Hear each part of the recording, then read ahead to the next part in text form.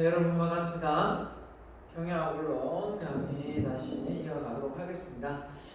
지난 시간에 기업가 정신에 대해서 이야기하면서 빌 게이츠하고 누굽니까? 유한킴리의 유일한 박사님 이야기를 했었습니다.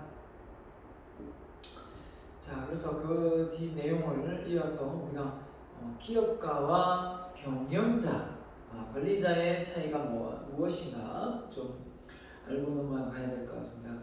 그 기업가하고 경영자하고 이렇게 비교를 하면 기업가는 되게 대단한 사람이고 관리자는 좀 이렇게 대단하지 않은 그런 사람으로 인식이 될 수 있는데 그런 내용은 아닙니다.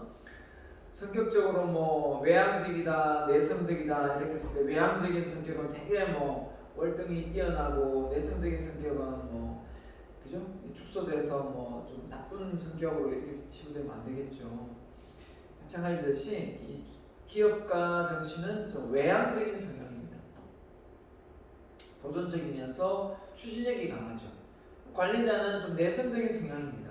말 그대로 꼼꼼하게 잘 관리하는 타입이죠.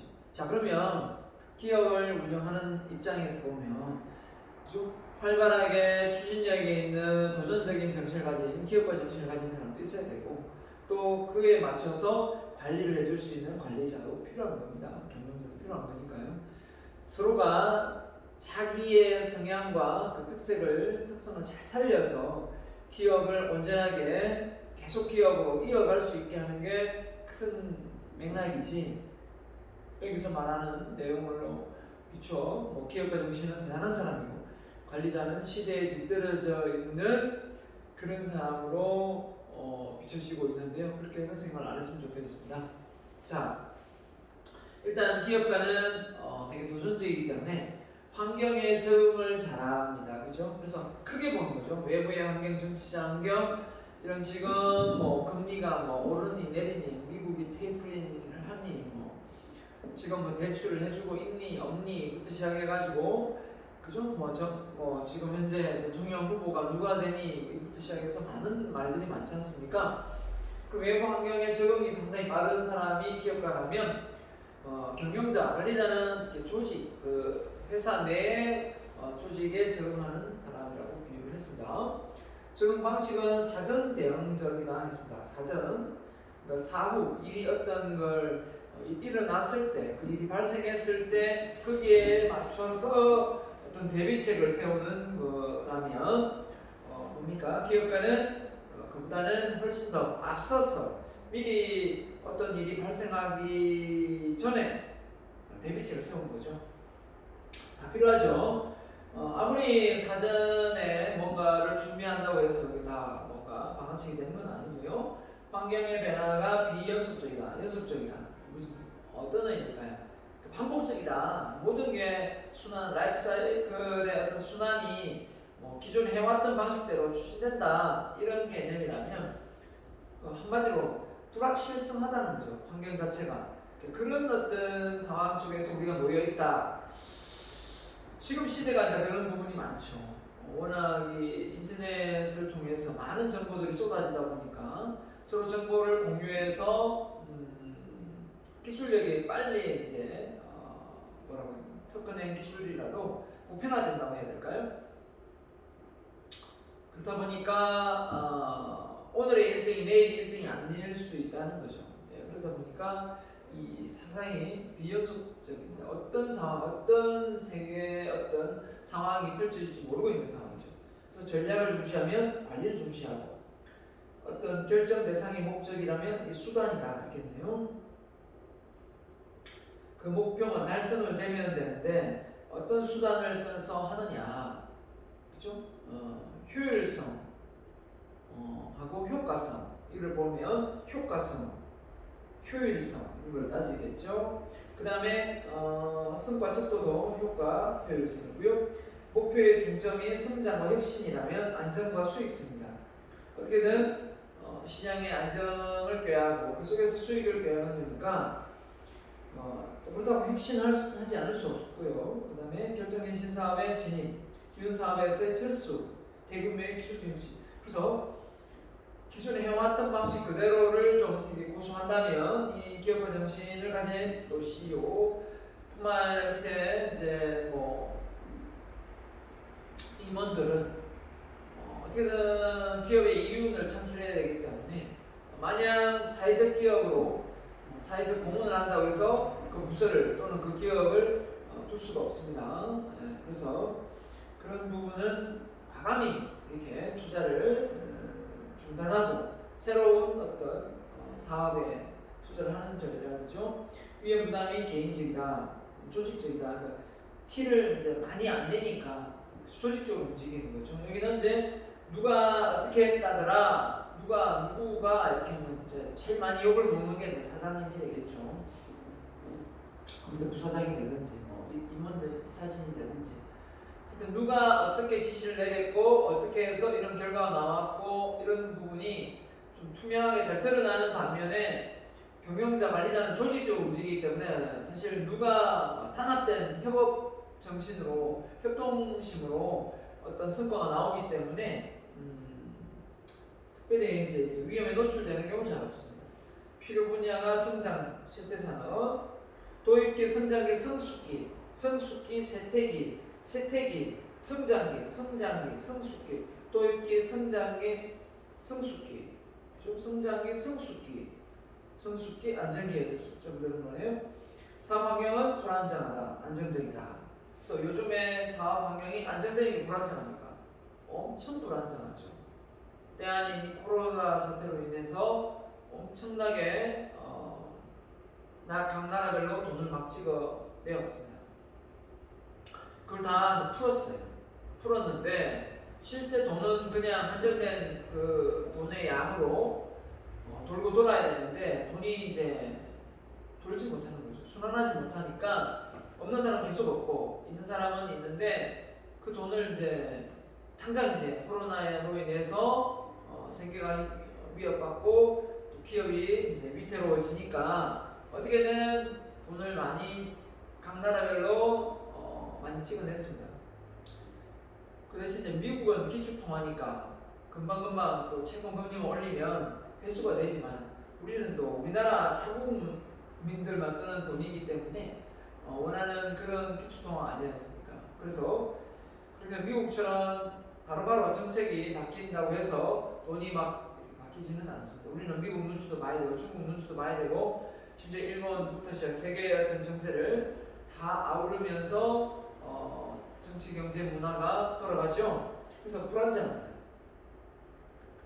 자, 그래서 기업과 관리자 했는데요. 전략적 출발, 피해를 인식한다. 그러니까 어떤 외부의 환경이 되게 위태롭다. 피해를 인식한다는 거죠. 그렇죠? 근데 통제하에 내부적 지향이다. 현실적이고 단기간, 점진적이고 장기간을 보는 거죠. 자원 확보가 많은 단계를 밟지만 각 단계가 잘 드러나지 않는다. 위임된 권한 부조화에 체계적인 의사결정을 이루어진다.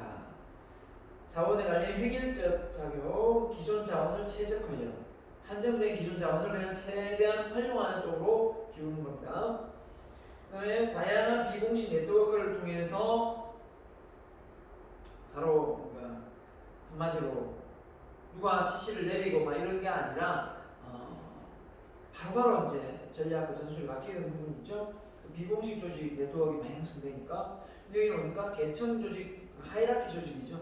위에서 사장님이, 부사장님이 또 그 밑에 뭐 그죠? 네. 많은 그 직급별로 수직 하달되는 그런 어떤 권한의 또는 지시에 따를 수밖에 없는 상황이 되는 겁니다. 자, 그래서 이 기업의 정신은 무에서 유를 창출하는 사람이다라고 표현하고 작은 유에서 큰 유를 창출한다. 그러니까 기존에 있던 것을 통해서 좀 더 확장시키는 개념이라면 없던 걸 새로 만드는 경우죠. 뭐 예를 들면 전혀 그런 분야에 진입을 하지 않았는데 그런 분야까지 이제 확장하는 거죠. 그러면 예를 들면 현대자동차가 자동차만 만들다가 이제 로봇 산업까지 이제 뛰어들고 있거든요. 그래서 로봇을 판매하겠다 이렇게 나오다 보니까 있는 사람들은 있는 자동차는 잘 만들지 뭐 별걸 다 한다 막 이렇게 얘기할 수 있겠고, 뭐 어떤 기업은 또 드론까지도 진출할 수 있고, 택배 회사들이 드론 쪽에 관심이 많아야 되겠죠. 그래서 자기들의 어떤 택배 물량을 드론으로 할 수도 있으니까, 일단 이런 식의 어떤 보편화되어 가지고 있습니다. 왜냐하면 그냥 오프라인 쪽의 사업만 하다가 이제 온라인 사업으로 구축을 한다든지 이런 것도 대신 아닙니까? 그렇기 때문에 업등을 만드는 임무에서 유효가 되는 부분이고요. 회사 측면에서 보면. 그래서 최종 책임을 지고 재산권에 대한 책임을 진다면 경영권의 책임이고 경영권에 대한 책임이다. 그래서 전체적인 재산 책임이면 그에 맞는 큰 무한 책임을 질 것이고, 여기는 좀 더 경영권에 대한 책임이면 유한 책임을 질 것이고, 그렇죠? 그런 개념으로 보면 되겠습니다.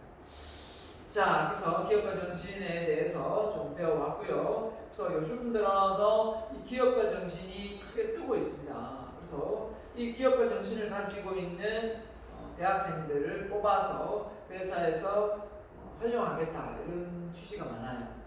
그럼 대학생들이 기업가 정신을 배울 기회도 없고, 자기가 기업가 정신을 가지고 있는지도 없는지도 잘 모르고 이렇습니다. 그래서 기업가 정신의 특징이 내부 통제, 외부 탓을 하지 않아요. 내부 통제, 내재적 통제 위치거든요. 그러니까 자기에 대해서 상당히 어떤 내공이 강합니다. 어떤 위기가 왔을 때 조상 탓하고 남 탓하고 주변 환경 탓을 한다면, 기업가 정신을 가진 사람은 그럼에도 불구하고 내가 할 수 있는 일이 뭘까? 이런 생각을 많이 가지는 사람들이거든요. 그러니까 어떤 외부의 어떤 탓을 잘 하지 않습니다. 이런 점에서 우리가 배워볼 만하겠죠. 그렇죠? 외부의 탓을 하지 않으니까.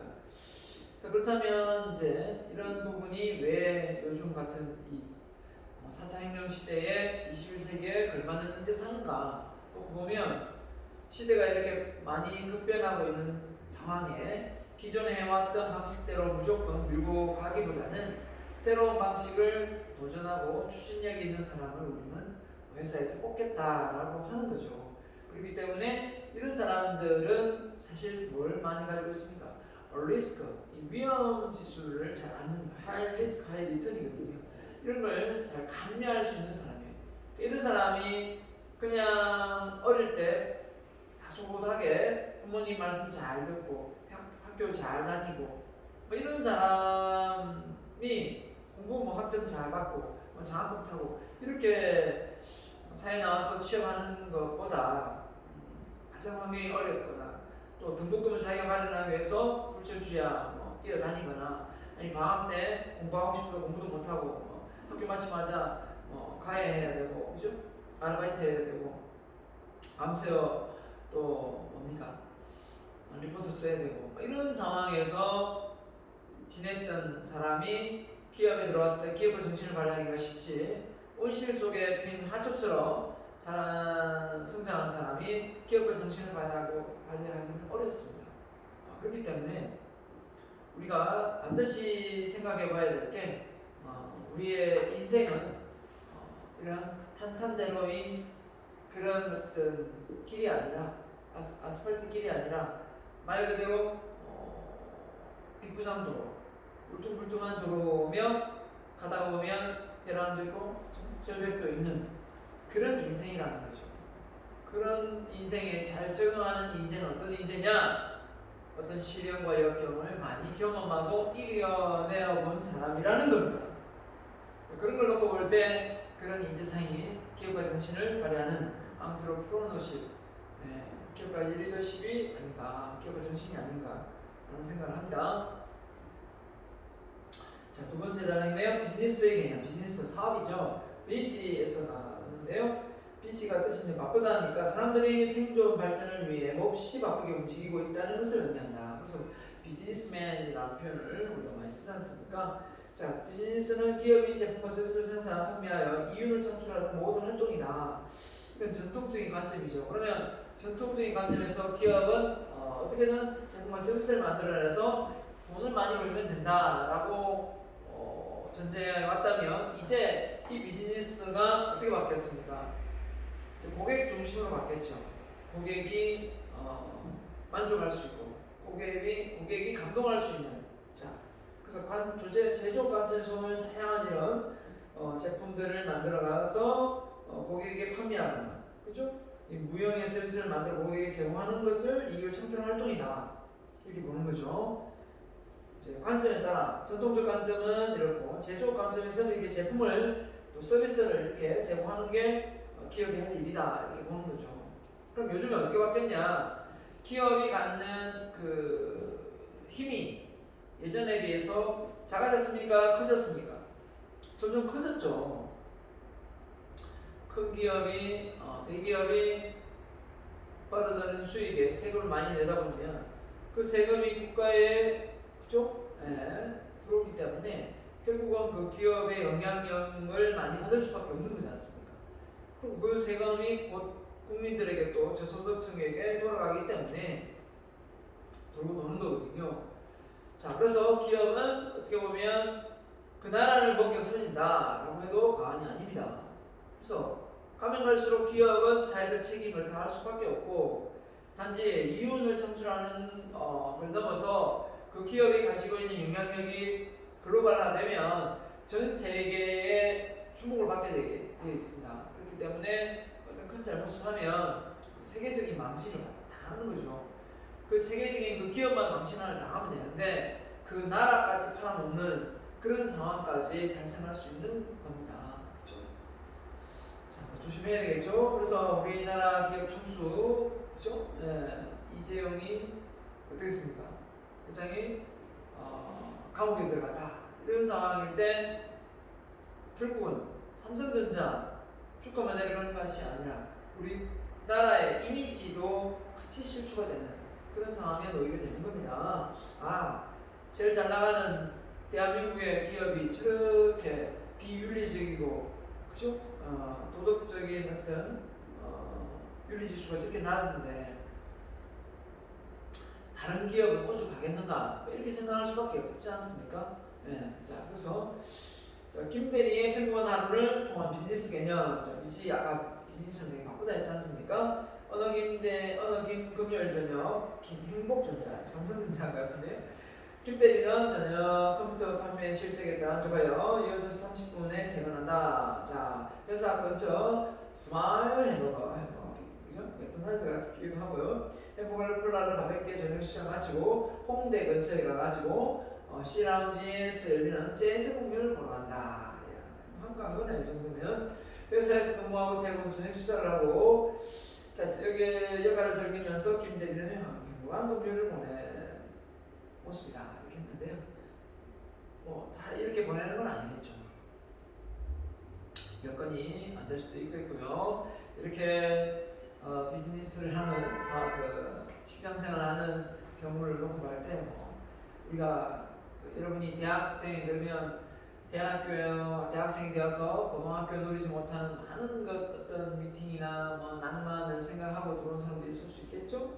캠퍼스에서 책 하나 깔고 들어누워서 잔디밭에서 서로 이야기하고 그죠? 서로 정보를 공유하고 이렇게 웃으면서 예를 들면 학교 축제에 참여하고 이런 게 있잖아요. 근데 그런 부분이 막상 대학을 들어오면 많이 깨지죠. 정말 바쁘게 사는구나. 대학생들이 예전에는 취업 준비를 그죠? 3학년 준비했다면 지금은 그게 아니지 않습니까? 아무튼 그렇습니다. 비즈니스의 정의 및 근본 개념. 자, 기업이 수행하는 비즈니스의 활동은 경제적 발전을 가져오며 인간의 삶의 질을 향상시킨다. 맞죠? 그래서 인간의 삶의 질을 향상시키는 역할까지 하기 때문에 기업이 갖는 영향력은 클 수밖에 없다. 기업이 수행하는 모든 비즈니스 중심에는 항상 뭐가 있습니까? 고객이 있다. 그냥 전통적인 어떤 비즈니스 개념에서는 생산자가 우위에 있었죠. 생산자가 우위에 있었기 때문에 고객이 선택권이 없었죠. 만들면 사야 되고, 그죠? 없으면 살 수가 없기 때문에 그게 좀 고장이 나든 안 나든 이게 문제가 아니죠. 서비스가 좋다 나쁘다 이게 문제가 아니었어요. 지금은 어떻습니까? 너무 이제 보편화되었죠. 제품이 보편화되다 보니까 그 제품이 가격 차이는 있겠지만 그 질의 면에서 큰 차이가 없단 말이죠. 그러면은 누가 어떤 TV를, 냉장고를 또 뭐 에어컨을 선전했는가 여기에 따라 고객이 또 마음이 또 그쪽으로 기울거든요. 그렇기 때문에 전혀 뭐 관련 없는 연예인들이 나와서 그죠? 뭐 보일러를 선전하고 뭐 에어컨을 선전하고 자동차를 선전하고 그러지 않습니까? 자, 아무튼 고객의 마음을 살려고 무진장 노력을 하는 게 요즘의 기업이지 않나라고 생각합니다. 자, 그래서 기업은 제품 서비스를 가지고 고객과의 교환을 실현하는 수익을 창출합니다. 앞서 전통적인 고객의 관점이네요. 고객은 기업의 비용을 지불하고 맞죠? 추구하는 가치를 얻음으로써 기업과의 교환을 완성한다. 비즈니스에 대한 기초적인 부분을 이야기해요. 그래서 어떻게든 이 밸류, 이 가치가 높을 때 돈 내가 지불하는 것보다 그 가치가 있을 거라 생각하기 때문에 그 구입을 하는 거지 않습니까? 서비스가 됐든 물건이 됐든. 자, 가치는 경제학적으로 효용이라고 할 수 있다. 자, 그래서 비즈니스는 기존의 고객의 필요를 충족시킴을 의미하고 고객의 잠재된 욕구를 발굴하면서 새로운 고객을 창출하는 것도 의미가 있다. 그 한마디로 비즈니스 모델을 제가 가르쳐봤잖아요. 비즈니스 모델을 교양학으로 가르치면서 처음에는 되게 정말 어렵게 생각했어요. 내가 이걸 어떻게 가르치지? 난 좋은 아이디어가 없는데 교수가 좋은 아이디어가 없는 학생들한테 어떻게 좋은 아이디어를 선물하지?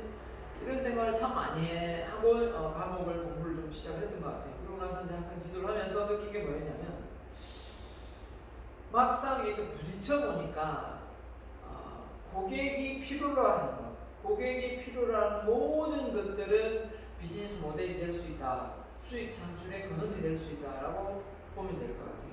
그만큼 새로운 비즈니스를 창출할 요소는 많다. 단지 잘 될지 안 될지 불안하기도 하고 고객이 그 제품 구매해줄지 서비스를 채택해줄지 그게 불안할 뿐이지 고객이 불편함을 느끼는 건 너무나 많다. 고객이 불편함을 느끼는 그 속에 비즈니스 모델이 숨어져 있다, 숨겨져 있다. 저는 그렇게 봅니다. 그렇기 때문에 아이디어 특별히 우연찮게 나올 수도 있겠지만 저는 가장 쉬운 아이디어는 어디 찾냐? 고객의 불편함을 잘 귀담아 들으면 그 속에서 그걸 개선하는 책으로 뭔가를 개선하면 아이디어는 지술로 나온다. 무슨 생각합니다. 그렇기 때문에 우리가 너무 이렇게 기업을 뭡니까? 들어가는 데 있어서 창업을 하는 데 있어서 우리가 너무 겁을 낼 필요는 없다 생각합니다. 고객 대 고객의 거래, 뭐죠? 당근마켓 이런 거죠. 그 다음에 기업과 기업끼리 서로 협업해서 거래를 하기도 하고, 기업과 정부가 거래를 합니다. 이 다 비즈니스인데, 자, 기업이 고객과의 상호작용을 통해 기업의 목표를 달성하며 가치를 창출하는 활동이라고 정의할 수 있다. 기업 비즈니스 활동의 활동 영역은 시장이 있겠고 그 속에서 기업과 고객이 있을 수 있다. 그 대신 이게 거래하는 게 정부도 개입을 하기 때문에 가게, 기업, 정부가 다 연계되어서 이렇게 거래가 일어날 수 있다. 비즈니스가. 자, 그 다음에 민간 기업 시스템이네요. 자, 민간 기업 시스템이 뭐냐 볼까요? 자, 소비자의 수요와 필요를 파악하여 충족시켜 시장에서 스무한 기업들의 보상이 돌아가도록 하는 경제 시스템이다. 수요와 필요, 수요 공급이죠. 수요 공급의 법칙에 아담 스미스죠? 예, 보이지 않는 손이네. 공급의 보상이 돌아가기 때문에 기업의 경제 활동에 대한 정부의 간섭 최소화한다. 정부가 많이 간섭하면 뭐가 됩니까? 공산주의, 사회주의자에서 공산주의가 되겠죠. 소비자 욕구를 충족시키는데 생산, 비즈니스 투입 요인을 잘 확보하여 활용한다. 자, 그래서 자유시장 경제체제의 민간기업 시스템과의 상통하는 용어는 자본주의 체제다. 아까 애덤 스미스 얘기가 나오고요. 경제를 가장 잘 돌아가게 하는 것은 소비자의 선택과 수용을 받기 위한 비즈니스 간의 경쟁이며 이 경쟁의 개념이 바로 시장, 보이지 않는 수입니다. 그래서 수요와 공급의 법칙에 따라서 이 가격이 형성되면 좋은데 어떤 경우는 공급이 독점을 하는 경우가 있단 말이에요. 공급이 너무 잘 돼가지고 공급이 독점을 하면 수요층이 고객이 큰 피해를 볼 수도 있기 때문에 이런 점에서 모든 것을 자유시장 경제 체제 하에 둘 수는 없다. 그렇게 놓고 보면 그럴듯하죠. 대기업은 계속 대기업으로 남을 수 있고 중소기업은 계속 중소기업으로 머물 수 있기 때문에 그 피해가 대기업에게만 많이 갈 수도 있기 때문에 주의가 됩니다. 그죠? 자, 꼭 이렇게 민간 기업 시스템에서 수요와 공급의 법칙에 따라 모든 것이 다 되면 좋은데 다 그렇게 되지는 않다. 우리 앞서 얘기했지만 수도나 가스나 공항이나 철도나 그죠? 뭐 항만이나 이런 것들이 민간 기업화 된다면 고속도로마다 민간 기업이 뛰어들어서 도로를 확장했다면 지금 톨게이트비보다 훨씬 더 비싸게 낼 수도 있겠고 한전에 보면 전기요금을 인상을 막 하고 싶어도 항상 적자죠. 정부가 적자를 면할 수밖에 없게끔 계속 조이죠. 왜냐하면 직접 연결되기 때문에. 그래서 전기료를 인상하고 싶어도 그죠? 한전이 정부에서 계속 막습니다. 정부의 주관하에 있기 때문에, 공기업이기 때문에 그렇습니다. 그런 역할을 만약에 시장 경쟁을 일단 민간화시켰다 한다면 서로 데모하고 엄청 저렴해질 수도 있을 뿐더러 또 하나가 독점을 해서 이기면 엄청 비싸질 수 있는 확률도 있겠죠.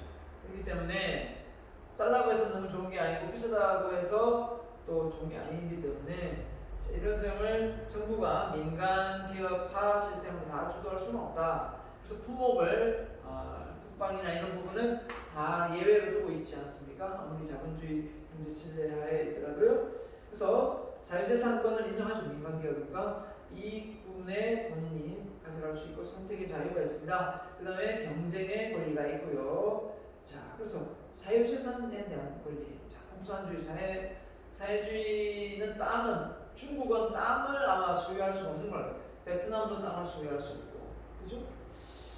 또 여러 나라, 태국도 그런가 모르겠습니다. 하여튼 땅을 국가가 소유하고 위에 건물을 지어서 임대를 받더라고요. 임대를 해서 1년에 50만 원을 내는가? 하여튼 그래서 저렴하게 임대를 하는 그런 조건입니다. 지금의 정치를 보면 계속 보편적 복지가 많이 거론되고 있거든요. 수익과 어떤 상관없이 보편적 복지는 무조건 정부 지원책으로 금액을 일정하게 지원해 주는 제도입니다. 그런데 그 재원을 어디서 마련할 거냐 놓고 봤을 때 예전처럼 이제 도로에 차도 많이 다니고 석유 유류세를 많이 매겨서 세금을 많이 거두면 되는데 지금은 이제 전기 자동차가 많이 바뀌기 때문에 그것도 이제 안 된다. 그러다 보니까 나중에는 결국 이 땅을 다 뺏는 건 아닌가. 정부가 땅을 사회주의처럼 다 뺏어서 자기가 통째로 가져가고 그 위에 건물에 대해서 허가를 내주고 하진 않는가. 이런 것도 생각을 하게 되죠. 왜냐하면 이 보편적 복지를 하다 보면 자본주의 체제하고 다르거든요. 더 많은 경쟁보다는 보편적인 어떤 돈을 이렇게 정부에서 뿌리게 된다는 거죠. 장단점이 있어요. 그리스가 그랬나요? 그리스가 특히 뭐 큰 자원은 없는데 관광을 통해서 전체 국민들이 먹고 살고 했는데 그리스의 사회복지 정책을 통해서 정부에서 돈을 이제 많이 이렇게 주게 되는 거죠. 그 주니까 어땠습니까? 놀고 먹는 사람들 많은 거예요. 놀고 먹는 사람. 열심히 일하고 크게 성장해야 되는데 그냥 그게 안주하게 되는 거죠. 안주하게 되어서 자기의 성장의 기회를 놓치게 되는 거죠. 정말 국가 차원에서 안타깝습니까? 자기가 가지고 있는 재능을 더 활용해서 많은 것을 해낼 수 있는데도 불구하고 그걸 하지 못하고 펼쳐보지 못하고 생을 마감한다고 생각해보세요. 얼마나 불편하겠습니까? 아무튼 그런 점에서 사유재산 이런 부분이 국가에서 다 관리하고 있다면 이건 좀 문제가 심각하다. 자본주의 체제가 무너지고 사회주의 체제로 들어선다. 저는 그렇게 생각합니다. 일본의 얘기했는지 모르겠지만 일본의 자동차가 경차가 참 많더라고요. 왜 저렇게 경차가 많은가 놓고 봤더니 이 중형차를 몰고 싶어도 중형차를 몰면 자기 아파트에 주차를 하는데 주차 요금이 우리나라 돈 한 20만 원씩 든다는 거예요. 그러니까 그 세금이 무서워서 차라리 경차를 몰다. 경차를 몰면 세금을 내지 않고 중형차, 대형차를 몰면 엄청난 세금을 많이 물기 때문에 결국은 그런 조그만 소형차를 몰고 다니면서 불안불안하게 살아가고 그렇게 좀 더 좋은 고급 세단을 못 몰고 있다는 거죠. 그런 걸 놓고 보면 일본이 우리나라보다 좀 보편적 복지가 잘 되어 있어요. 잘 되어 있긴 한데 그게 곧 오히려 발목이 잡히는 건 아닌가. 그죠? 그래서 이미 복지가 잘 되어 있기 때문에 노후는 걱정을 안 하고 젊을 때 또 걱정을 하면서 준비를 막 하고 도전을 해야 되는데 어차피 노후 되면 뭐 정부에서 날 먹여 살릴 건데 뭐 하면서 이 젊음을 그냥 버티는 용도로 생각하고 그죠? 고령연금 뭐 이런 거 연금을 탈 생각을 하고 있다면 이 젊은 세대들이 그런 생각을 가지고 있다면 말 되겠습니까? 젊은 헬기로 수많은 사업과 도전을 해야죠. 자, 그래서 이 사유재산에 대한 권리가 저는 정말 중요하다고 생각합니다. 이 권리를 빼앗는 순간 어떻게 되겠습니까? 모든 시장은 무너질 수 있다. 왜냐하면 사회주의, 공산주의를 우리가 원하는 건 아니고 우리는 자본주의 국가이지 않습니까? 민주주의이고 자본주의 국가입니다. 시스템에 대한 모든 참여자는 토지, 건물, 기기장치, 설비, 발명품 등에 대한 특허, 개인 소유물, 저작권료와 같은 무형 정보재산권 등 그 모든 형태의 재산을 소유, 사용, 구매, 판매, 점유할 수 있는 권리를 가진다. 소유할 수 있고, 사용할 수 있고, 구매할 수 있고, 판매할 수 있고, 또 정리할 수 있다. 이렇게 있습니다. 그래서 시민들의 자신의 고용과 구매에 투자를 선택할 수 있음을 의미한다.